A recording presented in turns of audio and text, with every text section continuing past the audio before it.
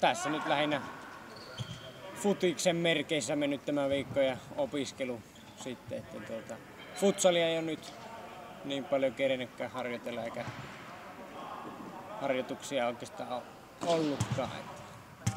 Eiköhän tuo pallo vielä pysy kuten halussa.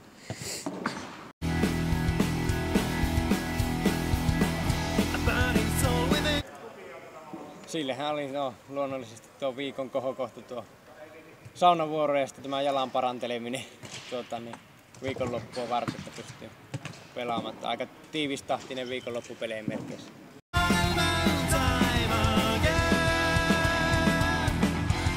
Kyllä ne pikkuhiljaa alkaa olla, että vähän kova alusta tekee se, että polovissa ja kantapäissä ainakin itsellä tuntuu. Mutta eiköhän se kun antaa vähän lepoa, niin parane sitä.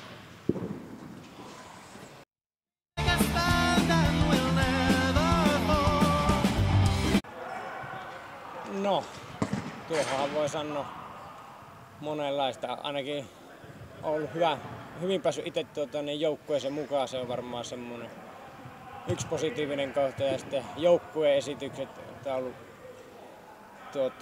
vahvoja esityksiä koko porukalla ja peli on toiminut hyvin. Ja kaiken kaikkiaan niin voitot, se on varmaan se kolmas positiivinen asia, että koskahan ei voi voittaa tarpeeksi.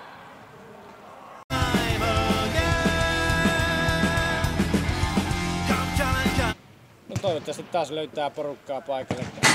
On ollut aika hienoa täällä pelata, kun on katsojiakin, toisin kuin tuolla Haapervellä, missä itse on pelannut aikaisemmin. Niin huomattavasti enemmän täällä niin katsojia ja meininkiä tässä pelaamisessa, se on aina mukava.